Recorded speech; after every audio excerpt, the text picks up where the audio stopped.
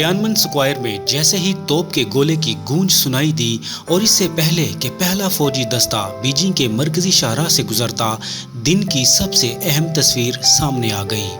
सदर Xi Jinping ने एक तवील मुसाफे के साथ शुमाली कोरिया के सरबराह किम जोंग का इस्तकबाल किया। फिर वो रूसी सदूर व्लादिमीर पुतिन को मिलने के लिए आगे बढ़े और फिर दुनिया में सबसे ज्यादा पाबंदियों वाले दो रहनुमाओं के साथ अपनी नशिस्त की तरफ चले गए।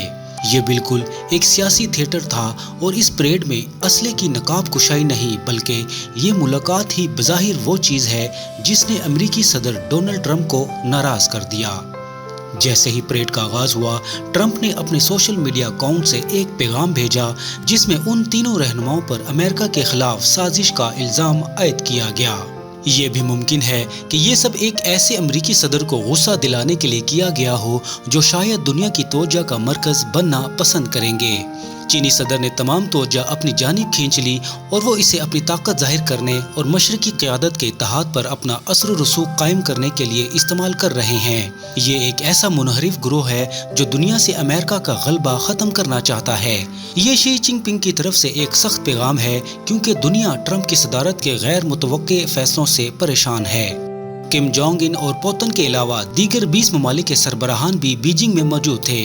इस हफ्ते के आगाज में चीनी सदर इंडियन वजीर आज़म नरेंद्र मोदी के साथ अपने खराब ताल्लुकात को दुरुस्त करते भी नजर आए।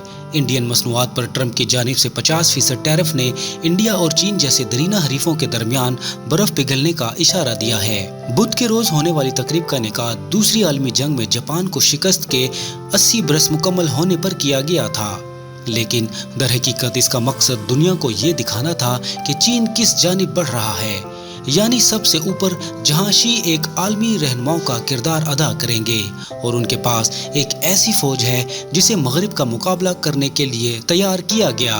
ये पहली बार था कि शी, पुतिन और किम को साथ देखा गया और ये तीनों परेड देखने के लिए तियानमन स्क्वायर पर मौजूद थे, उस तारीखी मकाम की जानिब बढ़े जिसे गेट ऑफ हेवनली पीस कहा जाता है। ये वो मकाम है जहाँ पर कम्युनिस्ट चीन के बानी माओ जे तुंग ने 1949 में जमहूरिया के क़याम का ऐलान किया था और 10 साल बाद ये वो जगह थी जहाँ उन्होंने किम के दादा और उस वक्त के सोवियत रहनुमा निकिता खुरुशेव को फौजी परेड देखने के लिए मेज़बानी की थी। ये आखिरी मौका था जब इन तीनों ममालिक के रहनुमा एक साथ नजर आए थे। उस वक्त सर्द जंग अपने उरूज पर थी। चीन और शुमाली कोरिया बाकी दुनिया से अलग थलग थे और सोवियत यूनियन उनमें से सबसे ताकतवर और अमीर मुल्क था। लेकिन अब इन तीनों में से सबसे ताकतवर चीन है, जौहरी हथियारों से लैस, लेकिन फिर भी गरीब शुमाली कोरिया को बीजिंग की इमदाद की जरूरत है। दूसरी जानिब पुतिन को अपने इक़दामात को जायज करार देने के लिए यकीन दहानी की जरूरत थी और चीन ने ऐसा ही किया। आलमी सतह पर चीन काफी पुरएतमाद नजर आता है, लेकिन सदर शी को ऐसा रास्ता तलाश करना होगा जो मुल्क के मुतवस्सित तबके को अपने मुस्तकबिल के बारे में फिक्रमंद होने से रोक सकें। एक वक्त था जब चीन के मौशी उरूज को रोकना मुश्किल दिखाई देता था, लेकिन अब ऐसा नहीं रहा।